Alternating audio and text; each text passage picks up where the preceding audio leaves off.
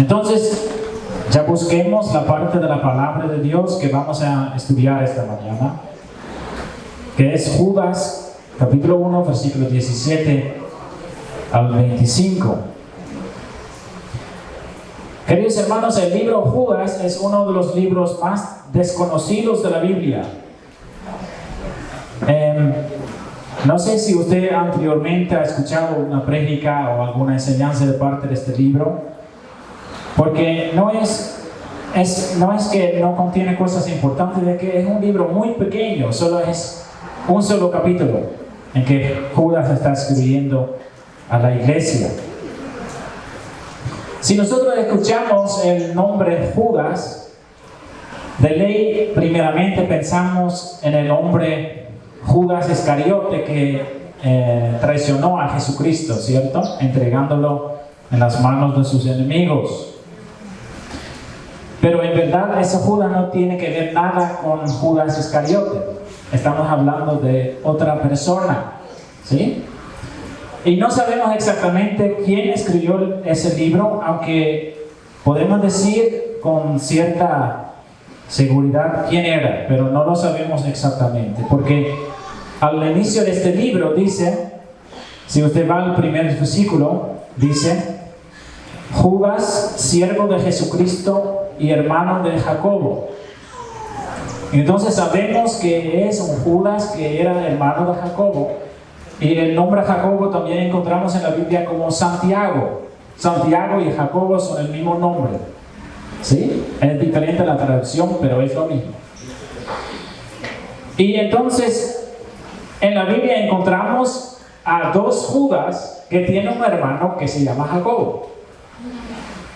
Hay un Judas que era un discípulo de Jesucristo, porque Jesús tenía dos discípulos con el nombre Judas, ¿sí? Dos discípulos, Judas Iscariote y otro Judas.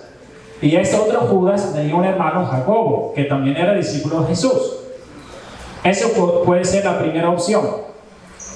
Puede ser, pero probablemente no. ¿Por qué no? Porque conocemos otro Judas.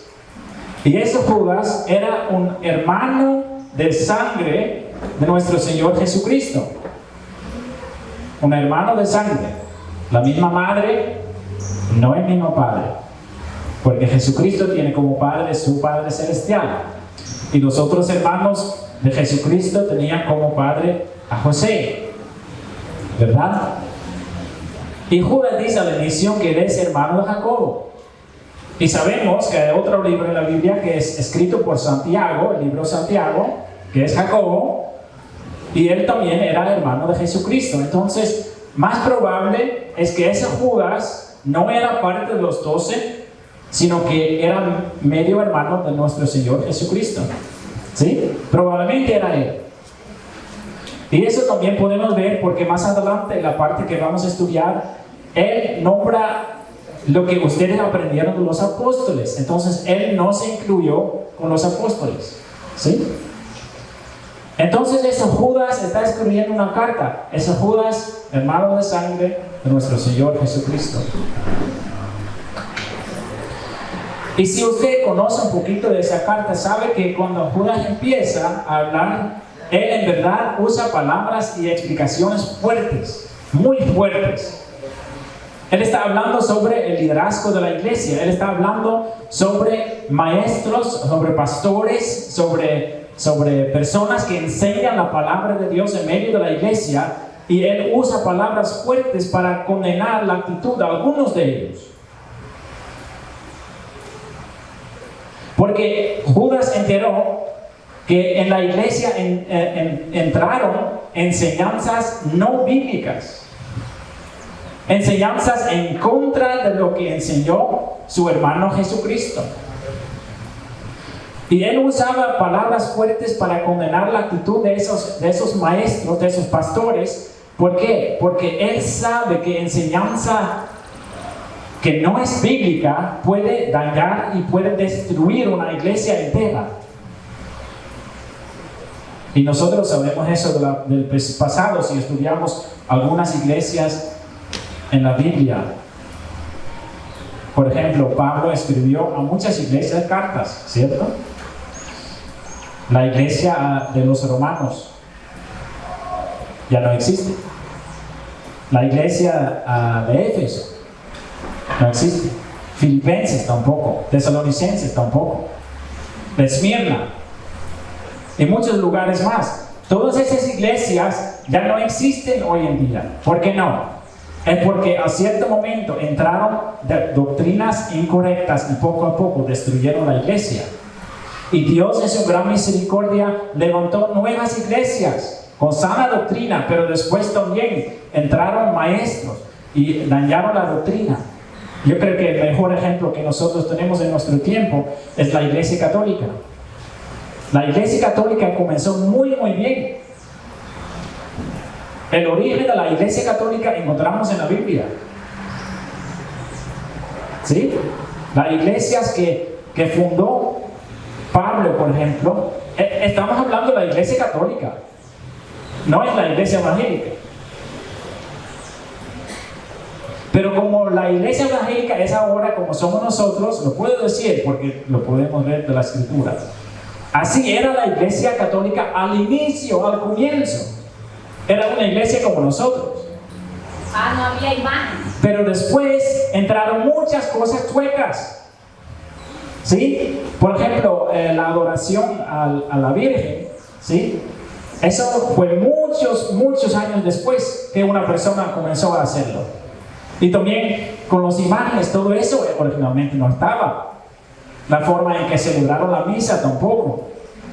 Los primeros cristianos celebraron la Santa Cena así. Pero después la iglesia cambió las cosas y después de un tiempo ingresaron muchas ideas chuecas y muchos errores en la doctrina y poco a poco la iglesia católica se convirtió en una iglesia muy distinta a lo que fue originalmente. Eso es el problema. Por eso nosotros no somos católicos, porque la iglesia se convirtió en una iglesia falsa. Y justo por esa razón, Judas podemos decir que está furioso. Si usted va a leer los primeros versículos de este capítulo, puede encontrar cosas muy fuertes lo que él está diciendo.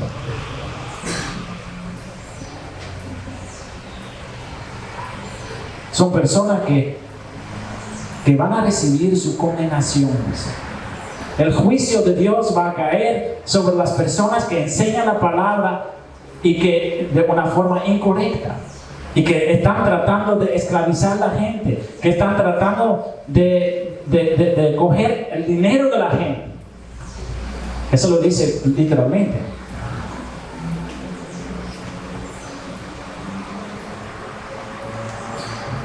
En el versículo 16, por ejemplo, no podemos estudiar todo, pero el versículo 16 dice, habla de estas personas, ¿no?, que están sembrando errores en la doctrina.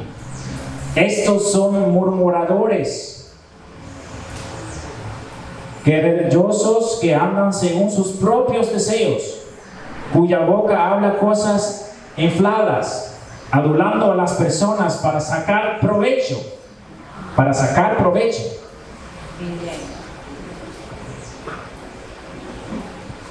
Y entonces Judas está advirtiendo contra esas cosas, porque Judas entiende que doctrina falsa destruye la iglesia. Una pregunta: ¿usted sabe reconocer un falso maestro? Por ejemplo, si usted escucha una prédica por TikTok, una frase, o por Facebook, un video.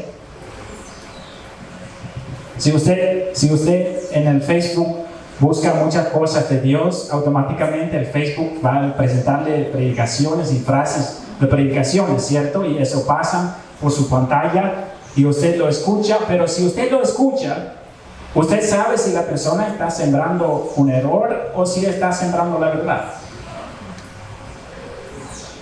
Eso es importante. ¿Sabe por qué? Porque nuestro Señor Jesucristo dijo, en los últimos tiempos, nosotros estamos en los últimos tiempos, ¿cierto? Habrá muchos falsos maestros. No pocos, muchos. Ya lo dije antes, ¿no? Y entonces lo que Judas quiere hacer es preparar la iglesia para que ellos reconocen estas cosas y cómo protegerlos. Él quiere que la iglesia aprenda a defenderse. ¿Sí? Porque hoy en día también hay personas que dicen, todas las iglesias son de Dios. Eso es muy común entre ecuatorianos, ¿no? Todas las iglesias son de Dios. No es verdad. No es verdad. Y ahora nos toca entonces discernir, eso se llama discernir. Escuchar y pensar, no, eso no es bíblico. Eso no es bíblico. Y escuchar otra cosa y usted dice, ya, eso sí es cierto, eso es cierto. ¿Cómo puede hacer eso? Para poder hacer eso, usted necesita dos cosas. Primero, conocimiento de la palabra. Entonces tiene que invertir su tiempo en investigar la Biblia. ¿Sí? Si no lo hace, usted es presa fácil para Satanás, para ser engañado. Él tranquilamente puede presentarle un error que suena como una verdad y como usted no tiene conocimiento, piensa, ya es cierto. No es, pero usted no lo sabe porque no tiene conocimiento. Entonces, conocimiento de la palabra, tiene que invertir su tiempo para obtener conocimiento de la palabra. Y lo que necesita también es el Espíritu. El Espíritu que está en usted para que le dé sabiduría para entender las cosas de Dios. Y el Espíritu le puede ayudar a discernir. Discernir se llama eso bíblicamente. Saber lo que es de Dios y lo que no es de Dios. ¿Sí? Muy importante.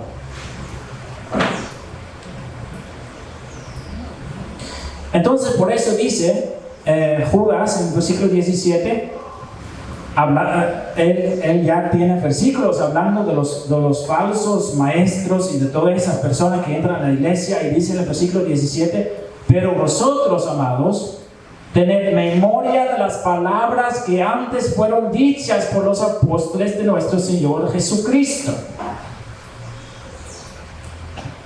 Para decirlo con palabras más fáciles, lo que dice Judas es, ustedes han escuchado la palabra de Dios. Entonces puede ser que un hombre dice una cosa, pero tú tienes que escuchar y tienes que saber lo que dice la palabra de Dios. En el tiempo de Judas no había el Nuevo Testamento escrito todavía. Entonces para ellos eran las palabras dichas por los apóstoles. Para nosotros entonces la lección es, tenemos que quedar en la palabra. Si una persona enseña algo que no está en la Biblia, si una persona enseña algo y en la Biblia dice lo contrario, tenemos que estar atentos y no quedar con la palabra del hombre, sino con la palabra de Dios. ¿Sí? Y eso vale para todas las enseñanzas en la iglesia.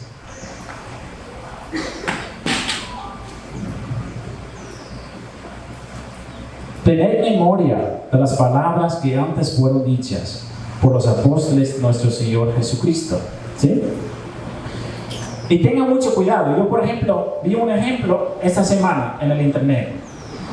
No sé si ustedes reconocen eso, que hay pastores que dicen mucho, Dios me dijo tal cosa, y Dios me dijo tal cosa, y Dios me dijo tal cosa, y Dios me hablaba tal cosa, y Dios me hablaba tal cosa.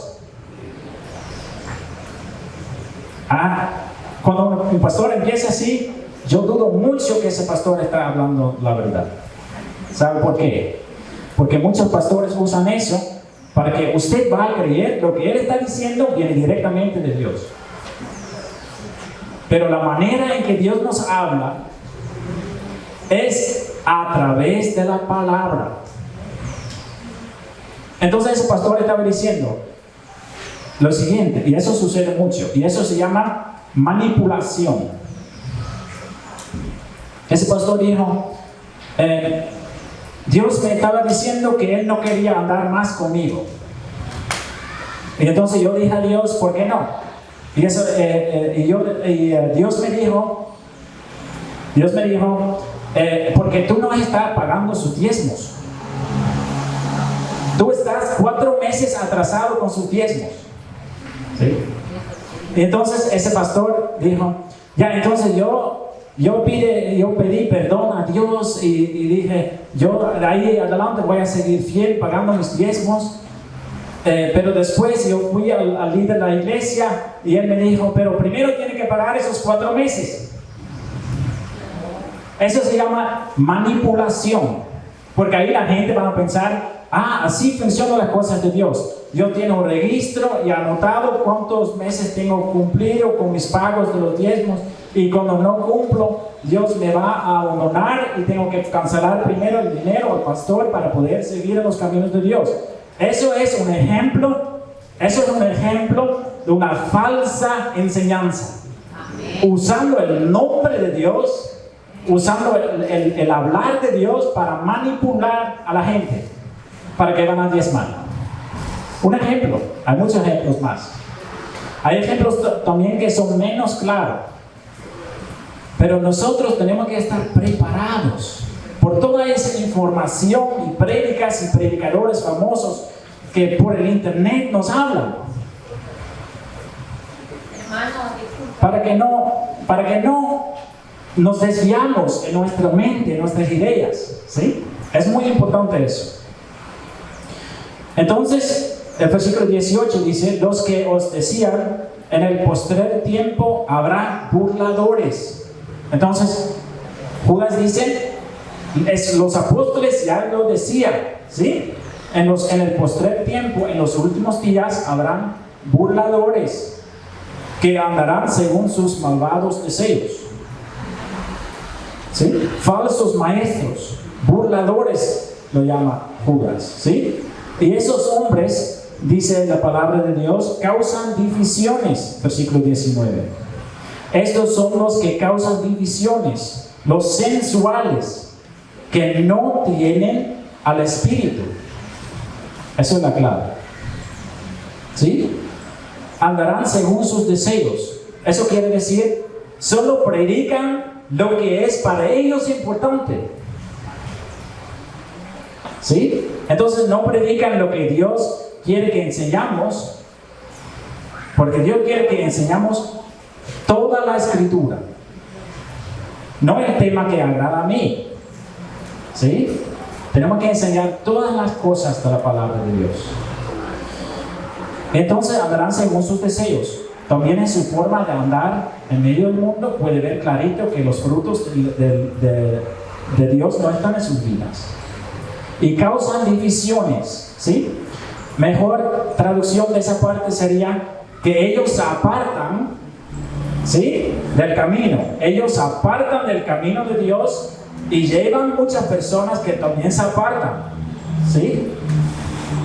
Y muchas veces usan cosas que suenan confiables. Y muchas veces es las personas que se dejan engañar más fácilmente son personas que se sienten mejor que otros, más santos, más religiosos, más cristianos que los demás.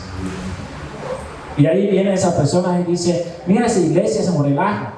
Nosotros tenemos que hacer más estricto las cosas. Y ahí viene y hace su propio corriente, hace su propio grupo, y van a poner muchas reglas para que en su forma de ser parece que son más estrictos que los demás. Eso es lo que hicieron los fariseos en la Biblia también. No son guiados por Dios, porque eso dice, no tienen al Espíritu. No son renacidos.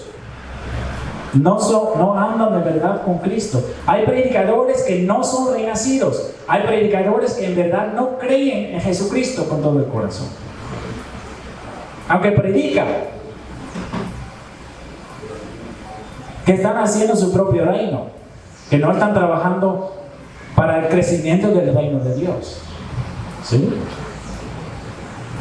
Entonces son personas que no son guiados por Dios. Entonces una persona que no es guiado por Dios no puede guiar a otros. Es imposible.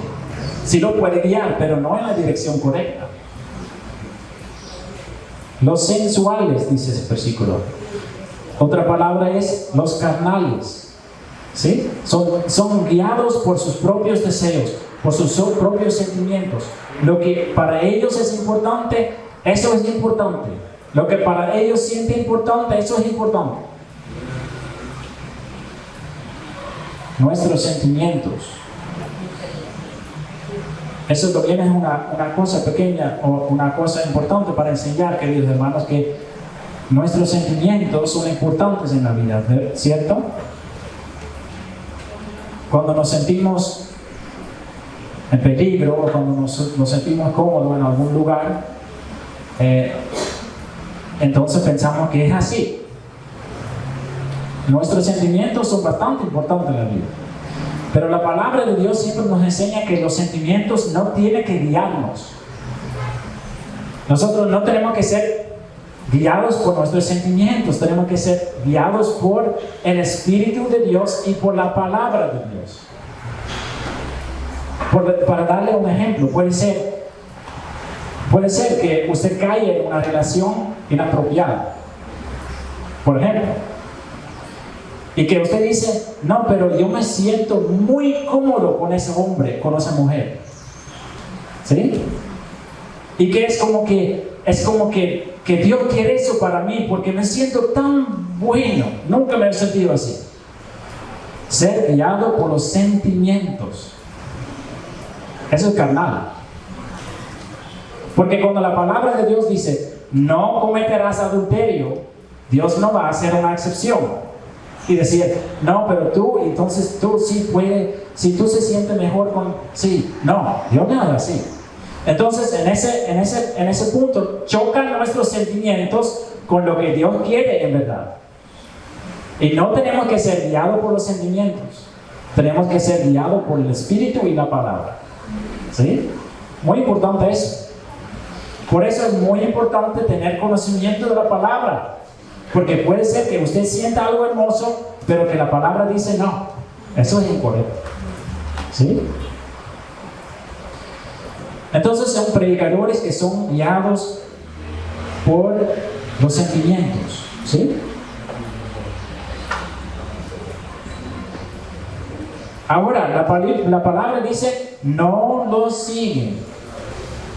No siguen a los malos ejemplos.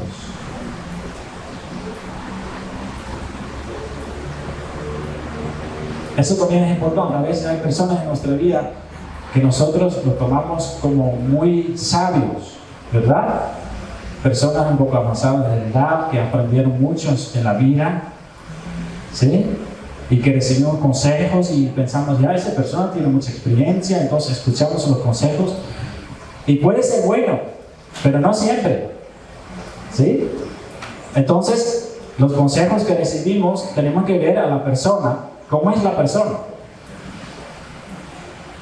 Si hay una persona que nosotros la respetamos mucho, pero esa persona no es cristiana, tiene que tomar en cuenta que esa persona lo que está dando en consejos probablemente no está de acuerdo a la Escritura.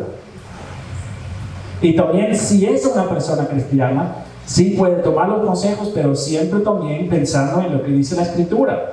Porque una persona cristiana también puede equivocarse, ¿verdad?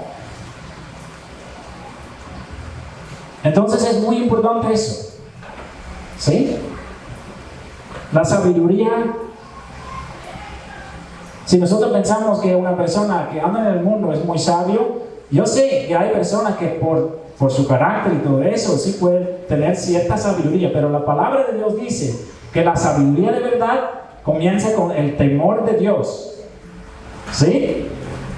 Entonces eso significa que una persona puede ser que parece muy sabio, pero si una persona no teme a Dios, no es sabio según la Biblia, ¿sí?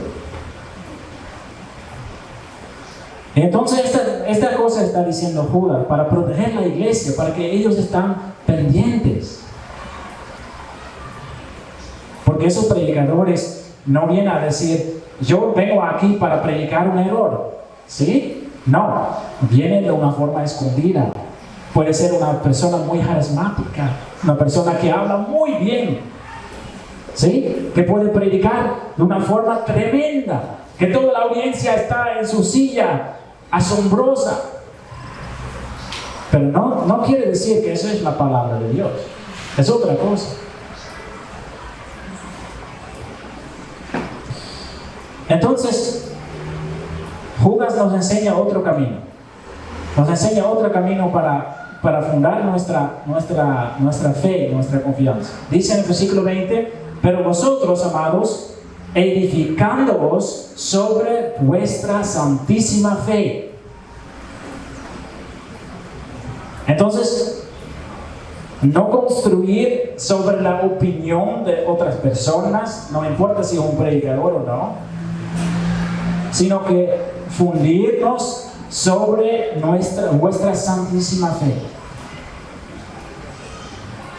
La fe, lo que hemos estudiado, ¿no? en el catequismo. La fe que confía totalmente en nuestro Señor Jesucristo.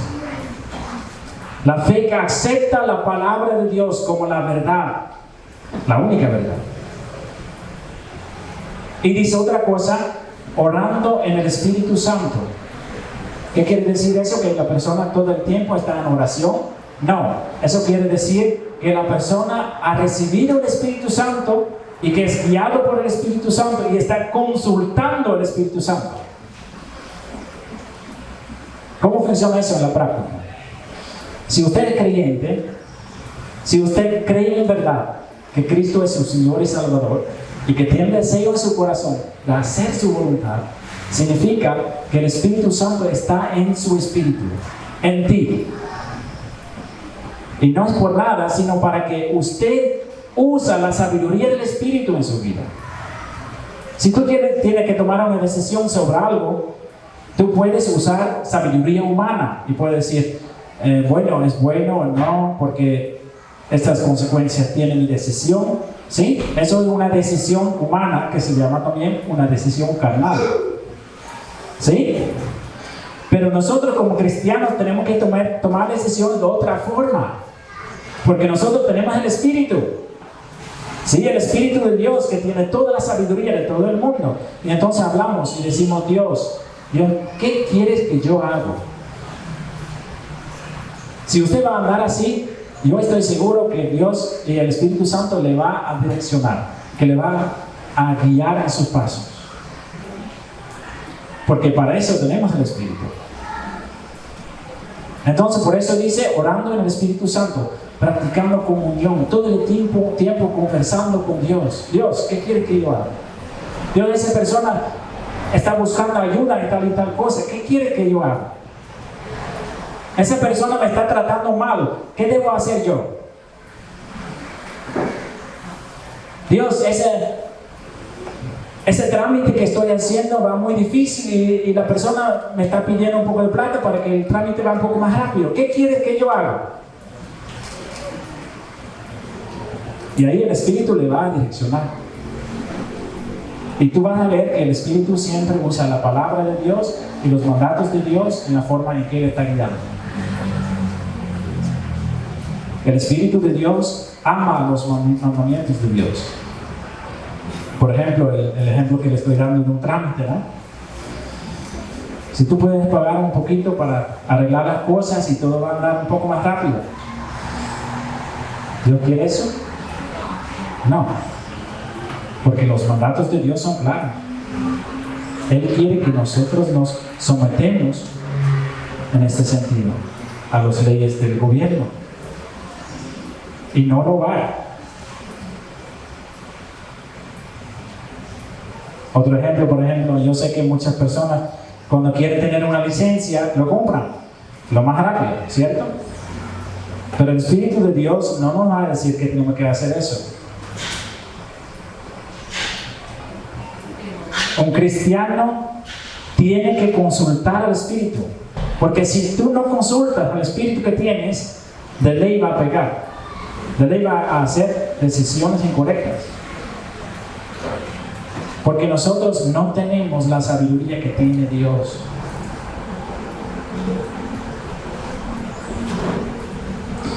Edificándoos sobre vuestra santísima fe, orando en el Espíritu. Versículo 21 dice: conservaos en el amor de Dios, esperando la misericordia de nuestro Señor Jesucristo para la vida eterna. Conservaos en el amor. ¿Qué quiere decir eso? Eso quiere decir que nosotros tenemos que andar, estar en el amor de Dios. Para poder recibir el amor de Dios, quedar cerca de Dios. Entonces, ¿cómo podemos hacer eso? Eso significa que tenemos que luchar contra el odio que hay en nuestro corazón, el disgusto, el menosprecio. Porque todos nosotros somos seres humanos, ¿verdad? A veces encontramos a una persona, o ya lo conocemos años, y decimos: esa persona a mí no me gusta. Todos tenemos eso, ¿cierto? A esa persona mejor que no lo encuentro. A esa persona mejor que no habla, porque cuando habla dice tonterías, ¿cierto? Si nosotros aceptamos esos pensamientos en nuestro corazón, se va el amor. Entonces, cuando sentimos ese menosprecio en nuestro corazón, no alimentamos al menosprecio, sino tratamos de tratar a la persona con amor y cariño. Igual si esa persona nos hace daño, igual si esa persona no va a responder nuestra buena actitud, porque no queremos que el amor que nosotros tenemos se dañe. Porque si nosotros estamos mal con otras personas, dice la palabra de Dios, que estamos fuera del amor de Dios.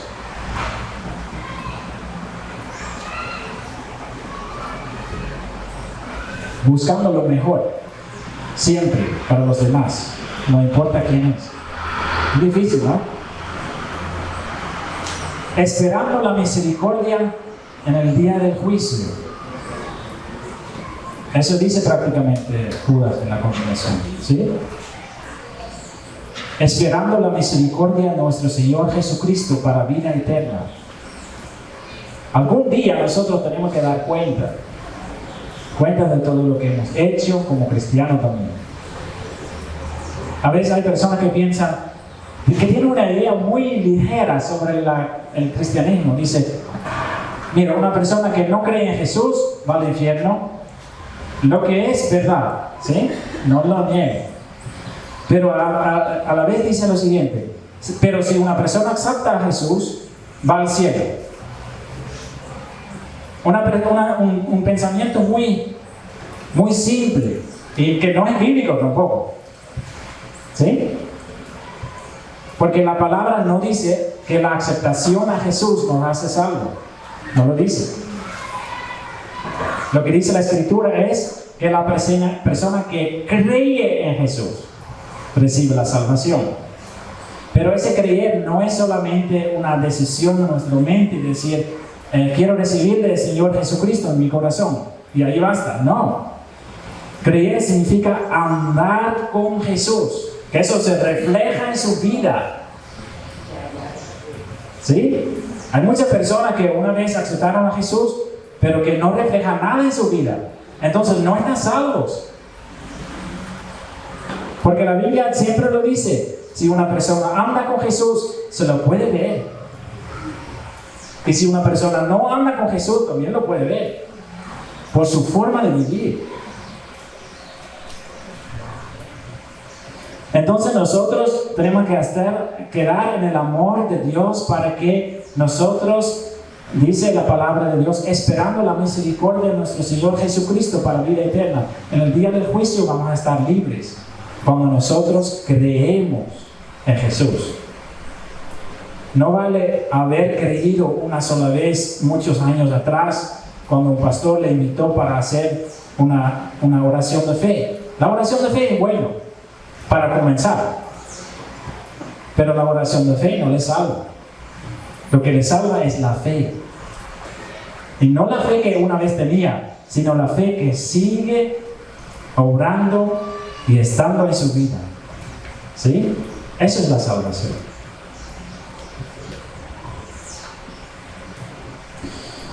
Entonces, Judas está diciendo eso y solo habla de nosotros, ¿verdad? Está hablando de nuestra vida personal, cómo está nuestra vida con Dios. ¿Sí? Con eso comienza. Entonces, él dice, mira, hay todos esos falsos predicadores alrededor de nosotros que quieren robar nuestra alma, pero nosotros tenemos que fundarnos en las cosas, lo que dice la palabra, tenemos que fundarnos en la comunión con Dios, tenemos que fundarnos en el amor de Dios. Todo eso dice, ¿para qué? Y ahí hay una cosa importante. Para que nosotros podemos ser de bendición para otros. Y eso es un error común también en la iglesia hoy en día. Muchos hermanos vienen a la iglesia y reciben la enseñanza y dicen, qué bueno, ya he recibido alimentación, he cantado para la honra y la gloria de Dios, me siento satisfecho con el culto de hoy y puedo seguir adelante en mis caminos. Es bueno, no es malo, pero eso no es el propósito. El propósito es que lo que usted recibe de parte de Dios, que no lo guarda en su corazón, sino que tú lo vas a compartir y que tú vas a ayudar a los demás. No solo en dinero o algo así, sino espiritualmente. Por eso, cuando Jesús mandó a sus discípulos, dijo, hagan discípulos. Y nosotros somos discípulos, los que hemos creído en Jesucristo. Y entonces para nosotros también vale eso. Nosotros somos discípulos para ser discípulos. No para calentar una silla en la iglesia. No para guardar toda la enseñanza para nosotros mismos. Tú eres llamado para compartir lo que tú has recibido en su alrededor, en las personas que son sus compañeros en el trabajo, o en la escuela, en la universidad, las otras personas en su casa que aún no conocen a Jesucristo personalmente. Tú eres la persona indicada para compartir esas cosas con ellos.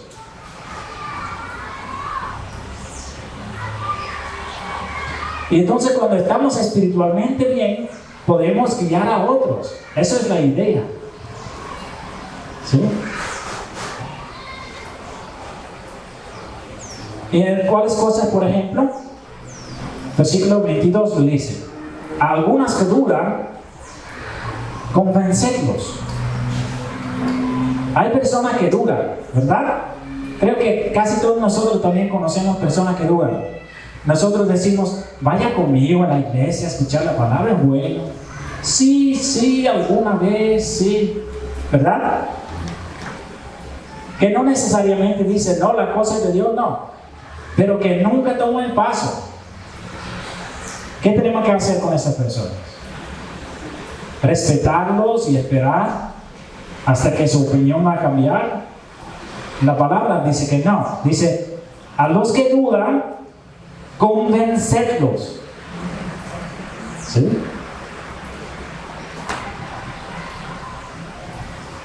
Es muy importante que nosotros tratamos de convencer a las personas. Y eso, por ejemplo, comienza con estar seguro de lo que dice la palabra de Dios sobre una persona que anda sin Cristo. Una persona sin Cristo, queridos hermanos, está perdida. Pero yo estoy seguro que la mayoría de ustedes no lo creen.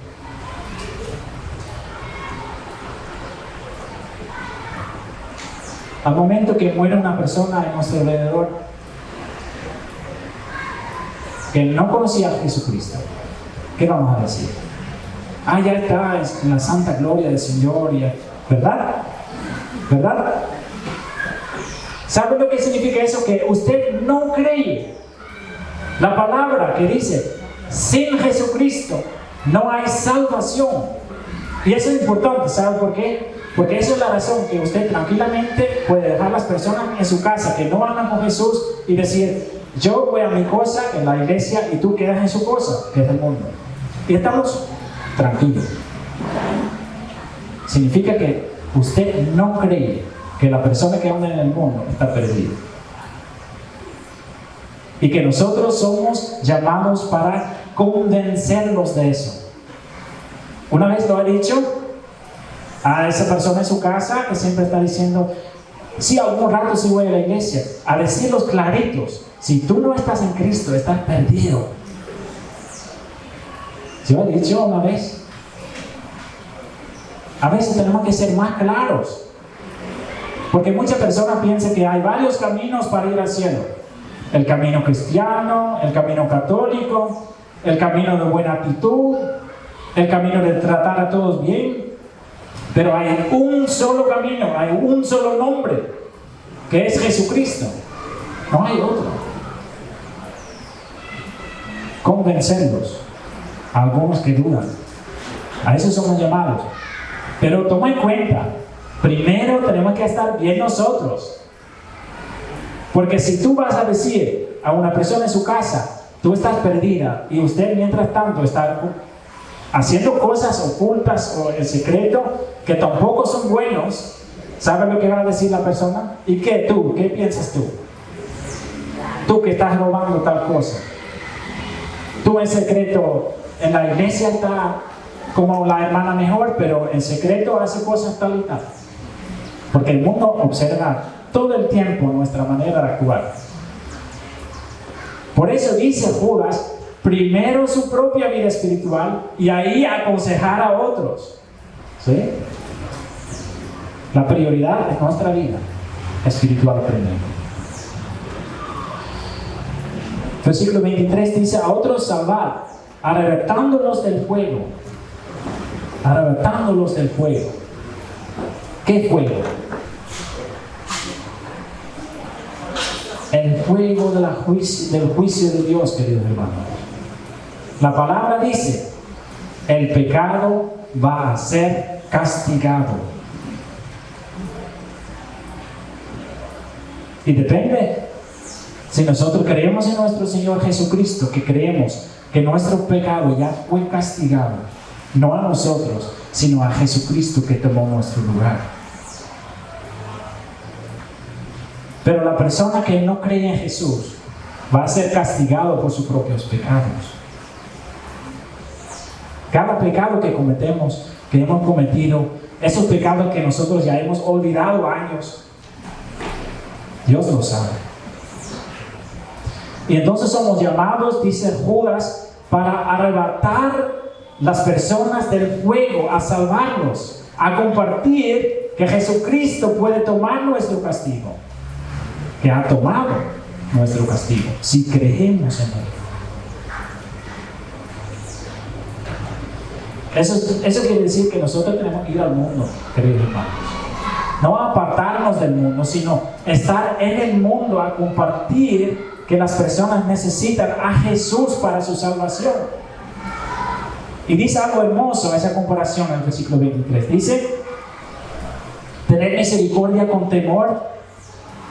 Tener misericordia con temor, aborreciendo aún la ropa contaminada por su carne. Una hermosa cosa. Si nosotros podemos encontrar o encontramos a una persona de lo que sabemos que anda perdido, ¿qué tenemos que hacer nosotros? ¿Apartarnos de esa persona? No. La Biblia dice que tenemos que tener misericordia con esa persona. Misericordia. Porque el amor de Dios a través de nosotros tiene que llegar a esa persona. Y nosotros somos llamados para mostrarle misericordia. Tratar de ayudarlo a salir de ese mundo.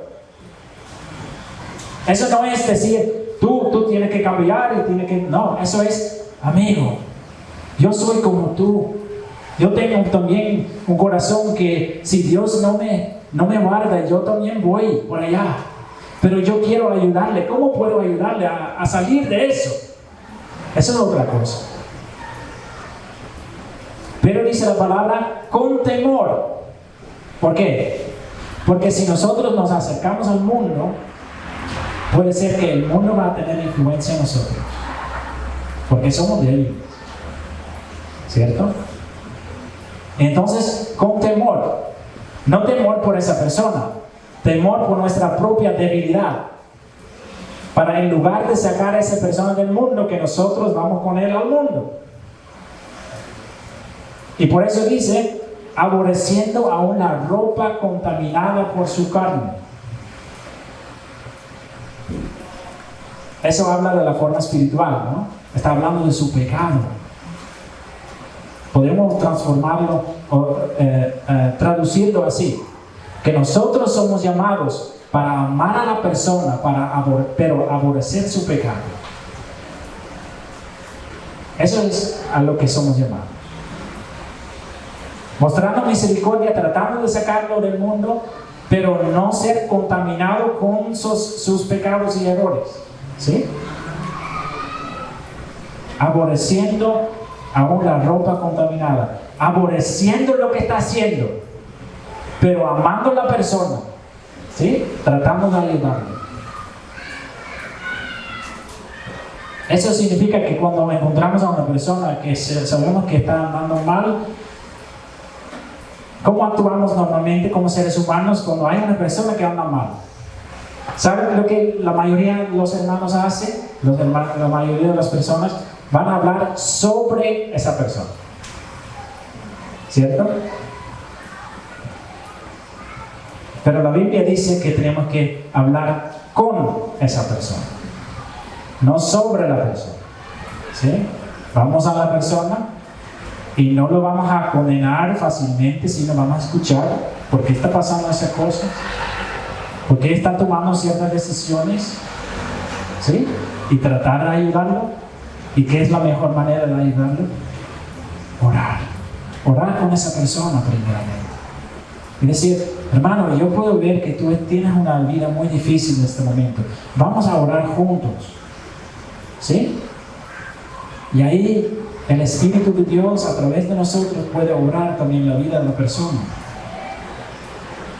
Así puede mostrar amor.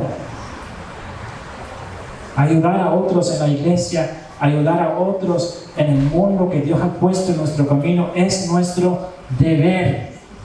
No es opcional. No dice, ya no, eso para cristianos más avanzados. No. Todos. Para todos. No tenemos que pensar solo en nuestra vida espiritual, sino también en la vida espiritual de los demás. Especialmente sus hijos, sus nietos. Son su responsabilidad. Si sus hijos andan en el mundo, es su responsabilidad de contarlos las cosas de lo que dice la palabra de Dios. ¿Y qué propósito tiene todo eso? Entonces ya hemos pensado en eso, ¿no? El propósito que nosotros somos salvos es para que nosotros vamos a salvar a otros y que vamos a ser discípulos, ¿verdad? Pero eso tampoco es el propósito. El propósito es otro. Y por eso termina su parte con lo siguiente. Y dice, y. Entonces eso pertenece a la parte anterior. Dice, y a aquel que es poderoso para guardaros sin caída y presentaros sin mancha delante de su gloria con gran alegría, al único y sabio Dios, nuestro Salvador, sea gloria. Eso es el propósito. Si Dios nos salva, no es solamente por nosotros. El propósito es que nosotros vamos a dar gloria a Dios. Y que nosotros salvamos a otros para que esos otros también van a gloriar a Dios. Para que todos van a estar alabando y glorificando a Dios. Este es el propósito. Dios quiere un pueblo que alaba a Él. Y eso solo es verdad si Dios está obrando en nosotros.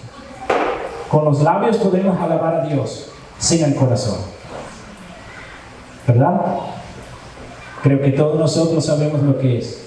Estamos en la iglesia recién comenzando, con nuestra mente pensando todavía en el trabajo o en cosas que iban mal en el camino, y estamos hablando con los labios la alabanza de Dios, pero nuestro corazón lejos, ¿cierto? Eso no es para la honra y la gloria. La gloria de Dios es cuando nosotros estamos en espíritu presente, alabando a Dios de verdad, con todo el corazón. Eso es el propósito, por lo que somos salvos. Y eso es el propósito por lo que tenemos que salvar a otros, para que todos alaben a Dios. Aquel que es poderoso para guardarlos sin caída, dice. Él es poderoso. ¿Sí? Nos puede guardar a no caer. A veces hay cristianos que tienen mucho ese miedo que van a caer. Que dicen, no, aún no quiero tomar el paso de ser cristiano, de ser bautizado, porque ¿qué pasa si después caigo? ¿Cierto? Nosotros somos débiles. Pero ¿qué dice esa parte de la palabra de Dios? Confiamos en Él que es poderoso para guardarnos sin caída y presentarlos sin mancha. Eso no podemos hacer nosotros. Eso es lo que puede hacer Dios, solo Él. Al único y sabio Dios, nuestro Salvador, sea gloria y majestad, imperio y potencia, ahora y por todos los siglos. ¿Sí? Alabar a Dios, queridos hermanos, no es una cuestión de cantar alabanzas. Alabar a Dios es un estilo de vida. Dios quiere que nosotros, por lo que nosotros hacemos, por nuestros hechos, que Él va a ser glorificado. Que por nuestra buena actitud, la gente no va a burlar de Dios, sino que va a hablar bueno de Dios. Que van a decir cosas buenas acerca de Él. ¿Qué tan importante es nuestra manera de actuar para que sea la gloria de Dios y la majestad de Dios y el imperio de Dios y la potencia de Dios lo más grande? Ahora y por todos los siglos. Amén.